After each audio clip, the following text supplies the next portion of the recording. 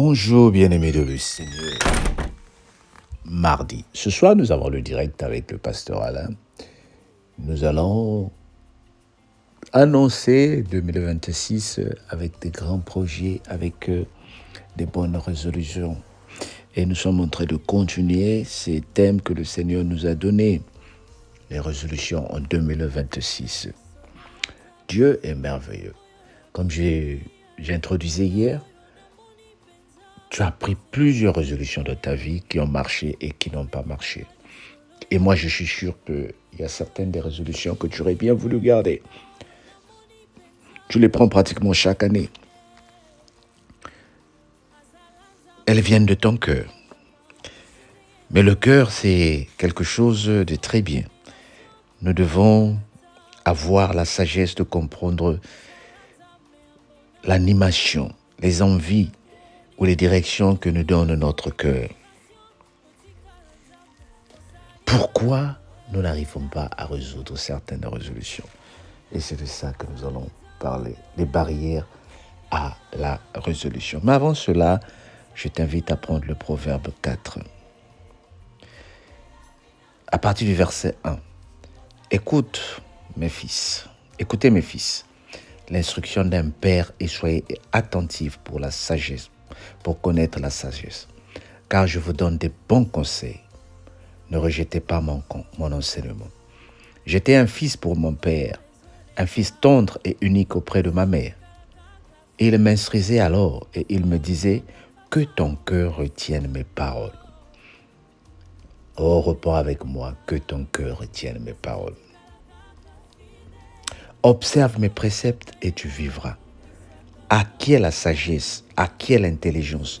N'oublie pas les paroles de ma bouche et ne t'en détourne pas.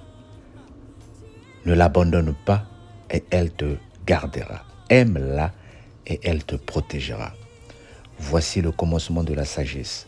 Acquiers la sagesse et avec tout ce que tu possèdes, acquiers l'intelligence. Amen. Proverbe 4, versets 1 à 7. Car je vous donne de bons conseils. Ne les rejetez pas, mon conseil. J'étais un fils pour mon père. Et en train de dire le proverbe ici. Alors, qu'est-ce qui fait que les résolutions tombent? Les barrières, les montagnes qui sont devant les résolutions, c'est quoi? La première chose qui fait que tes résolutions tombent, c'est que tes résolutions sont résolues par toi-même. Relying on yourself. Je veux faire ceci. Souviens-toi de la parole que nous avons lue hier. Si l'Éternel ne bâtisse la maison, ceux qui la bâtissent ou celle qui la bâtit en vain. Tes résolutions ne durent pas parce que ça compte sur toi. Quand je vais avoir mon salaire, je vais économiser 2000. Cette année, je vais garder beaucoup d'argent. Cette année, je vais aller au gym. Cette année, je vais moins manger. Cette année, je ne veux pas insulter. Maintenant, le Seigneur se dit, où suis-je dans ces résolutions? Quand je vais aller au travail. Mais est-ce que tu as dit que le Seigneur me donne la force d'aller au travail? Est-ce que tu vois la différence? Est-ce que tu as dit qu'il plaise à Dieu? Parce que la Bible nous dit, l'homme propose, Dieu dispose.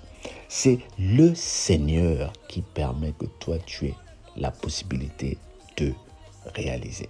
Donc, la première des choses qui fait que nos réalisations ne durent pas, c'est parce qu'elles sont bâties sur notre force, notre connaissance. Écoute ce que dit Proverbe ici. Mon fils, écoute ce que je te dis.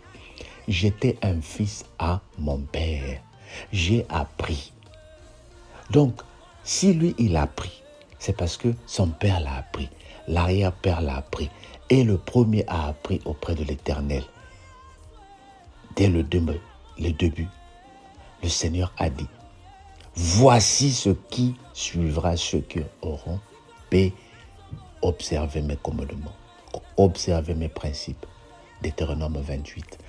Le Seigneur nous donne les bénédictions qui s'en suivent. Lorsque nous écoutons les aînés, lorsque nous écoutons la parole de Dieu, lorsque nous nous mettons à respecter les principes de l'Éternel et lorsque nous associons le Seigneur dans notre projet ou dans nos projets.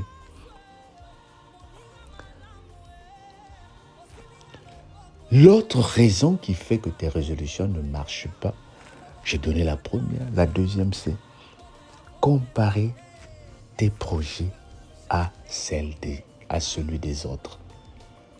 Papa Alain a acheté une maison en 2025. En 2026, c'est nous qui devons acheter. La cellule de prière avait organisé une retraite à Londres. En 2026, nous devons être nous qui allons organiser à Paris. Pourquoi c'est seulement la sœur Intel qui est responsable de la commission d'intercession? Ça fait 4 ans qu'elle est là. Maintenant, c'est mon tour. Moi aussi, je veux que mes enfants soient meilleurs au football comme les enfants d'Intel. Voilà pourquoi ces projets-là ne durent pas. Ces résolutions ne durent pas parce que nous comparons, nous les faisons en fonction des autres. Nous voulons nous faire plaisir. Et au bout d'un certain temps, nous nous fatiguons et nous abandonnons. L'heure est arrivée où nous devons comprendre que les résolutions bâties autour de nous-mêmes ne nous amènent pas loin. La troisième raison, l'impatience. Tout de suite, nous abandonnons. Giving up. Tout de suite, nous abandonnons parce que la résolution commence à prendre du temps. J'ai résolu de partir au gym pour perdre du poids. Alors, j'ai commencé à faire le sport lundi. Mardi, je monte sur la balance. Je pèse toujours 90 kilos. Bien aimé. Il y a un adage qui dit, la maladie vient vite, elle part petit à petit. Tu ne peux pas alors jamais perdre le poids ou résoudre quelque chose au bout de quelques semaines. Il faut persévérer. Tu as résolu de réduire certaines choses. Réduis, bien-aimé. Persévère. Alors persévère. C'est au bout d'un certain moment que tu vas commencer à voir les résultats. Ça ne peut pas être tout de suite. Est-ce que tu comprends, bien-aimé? La patience au lieu de l'impatience. Voilà les 3 raisons qui font que nous manquons de réaliser notre résolution de chaque année ou nos résolutions de chaque année. Je récapitule. Compter sur nous-mêmes. Nous comptons sur nous-mêmes, mais pas sur Dieu. Comparer nos projets à ceux des autres. L'impatience.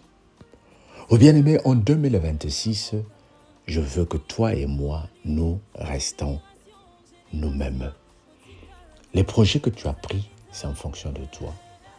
Le voisin a acheté une voiture, mais est-ce que vous avez les mêmes moyens? Est-ce que tu sais où il a pris